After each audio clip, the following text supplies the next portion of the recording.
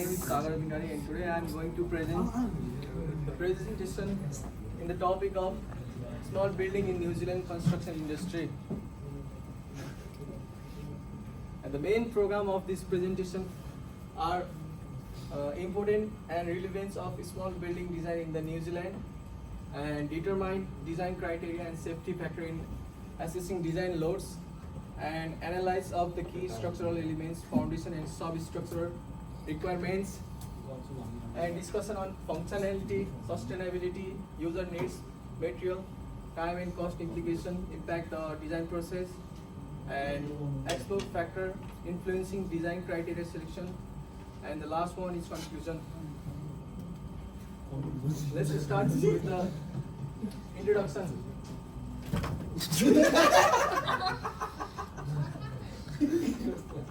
Important in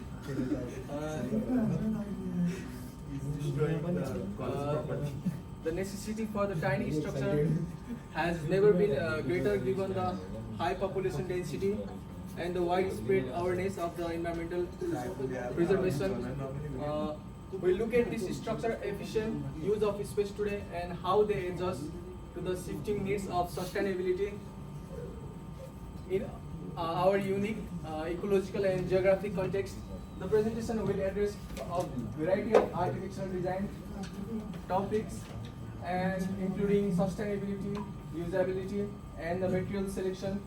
It will also discuss the effect and load on the design, analyze design requirements and clarify the needs for structural element.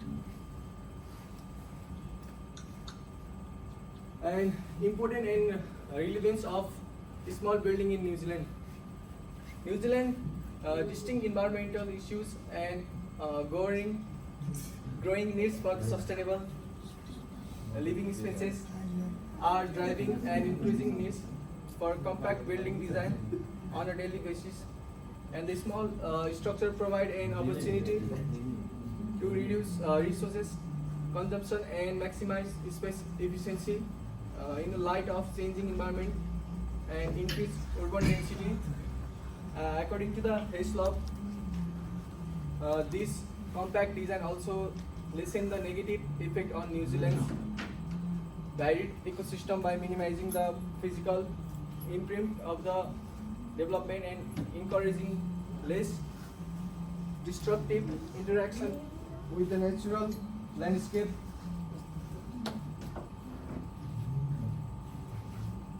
Impact on design processes. Let's start with the functionality. It plays an important role in a building design.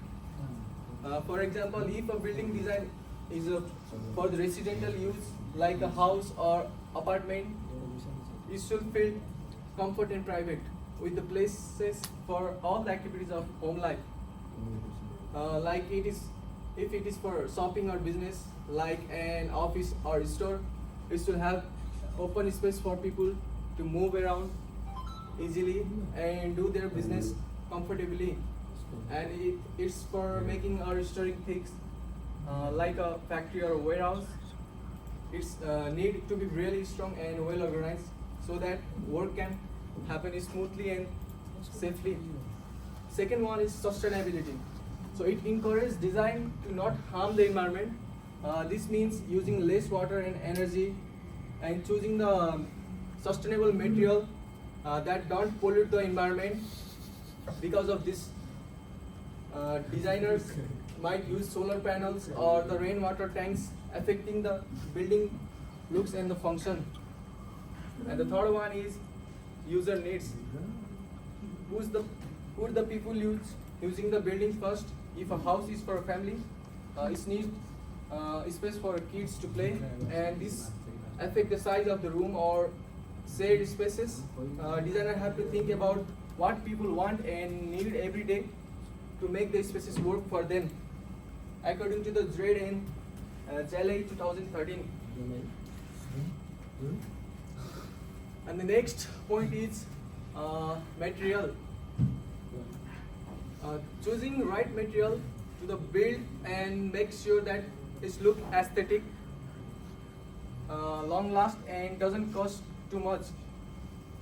This choice can change how the building looks and how long it takes to build it. For example, using wood might make a house look warmer and be quicker to build, as also it is cost effective. And other topic is time. It helps to decide that how quickly the building needs to be finished, and if the time is short and the design might needs to be simpler or use prefabricate methods, and this can lead to choosing designs that are easier and quicker to build, affecting the building final looks. And the last one is cost. Involves how much money is available for the buildings with a limited budget, and the designer may need to pick less expensive material or change the design to make it more affordable as per the plan and the project requirement. And the other topic is design criteria and the safety assessing design loads. The first point is the structural integrity. It makes sure that the building have ability to withstand physical loads without failing, and this would include strength and durability checks of materials used, considering maximum load capacity and applying safety factors to the account for unexpected stress such as natural disaster like earthquake, wind, etc. And second top point for this topic is environmental condition, and it includes that the impact of environmental factor on the building design. For example, temperature, humidity, wind, and seismic activities like earthquake. And the third point is load analysis, like type of load, like dead loads, live loads, and dynamic loads.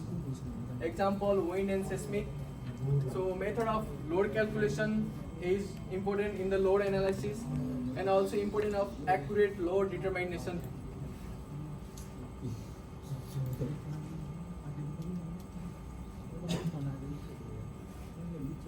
And the design criteria and safety assessing design loads. So the last point is life cycle consideration, means the how long the building can be stable,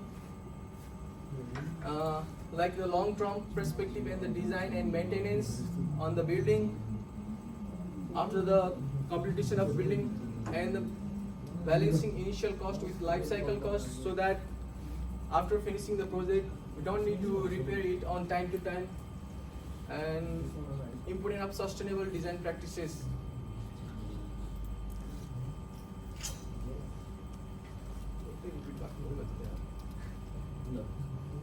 And the other topic is factor influencing design criteria selection.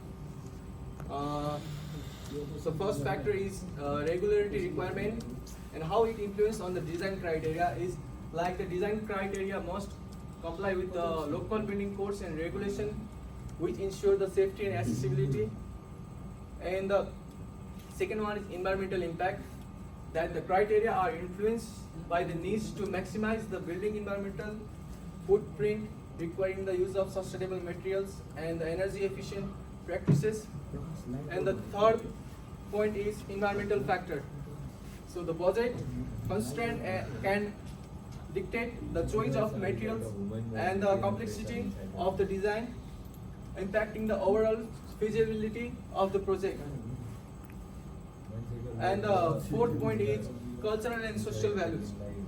Local cultural and social preference may influence the aesthetic choice and the functional aspect of the design, such as incorporation of the community spaces or the traditional style. And the key structural elements, foundation and the soft structural requirement. Like the first one is foundation. The most important things before designing or any project or building is foundation. It must be designed to support the entire weight of the building and resist the environmental force like earthquakes and floods. Consider soil type and load bearing capacity. Determine the right foundation type such as slab, crawl space, and basement. Second one is substructure. That include the component below the ground level such as basement and footings required, and careful design to manage moisture, resist soil movement, and support the superstructure. As superstructure means all the elements above the foundation like floor, walls, and roofs, and need to be designed for durability, load distribution, and resistance to the environmental impact like wind and the seismic activities. And the fourth point is load-bearing walls. It is responsible for supporting and transferring load from the roof and upper floors to the foundation, and must be constructed with the material capable of handling these loads and meeting fire resistance and insulation standards. And the fifth point is the column and beams. It serves as the main support framework for the superstructure, and beams support the load from the floor and roof, transferring it to a columns and then it into the foundation. And column must be positioned strategically to optimize the structural integrity and the space usage.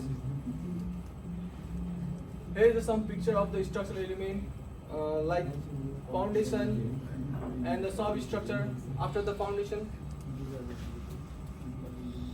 There's the beam and column and the load bearing walls.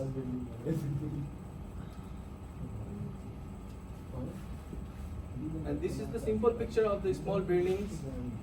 And here is the 2D picture of the small building that include the detailed things inside the interior of the building like bedrooms, washrooms, kitchen, dining hall, also including garage, etc. Let's come to the conclusion. The small structure play a significant role in a New Zealand construction economy, as this presentation explains, and we can design buildings that are both ecologically responsible and efficient by combining the sustainability, user-centric design, and functionality, and to make sure that our building can handle present issue while still fulfilling the demand of the future generation. And it is also important to continuously investigating novel concept and incorporating these ideas as we examine important building design component to support a more efficient and sustainable future for the built environment in New Zealand. We appreciate your attention and input. Thank you.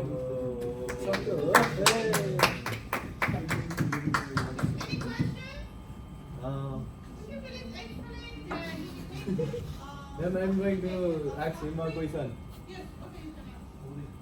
What is seismic load in the context of small building? Seismic loads mean the stress or the pressure that is like exhausted by the small building during the seismic activities like earthquake, wind, earthquake. And how can you compare the seismic load between the residential house and commercial home? As the big building are bears heavy loads, so it can easily move due to the seismic activities rather than the small building. Okay. Oh, nice. Thank you. Thank you so much. Any more questions? No, man. Thank you so much.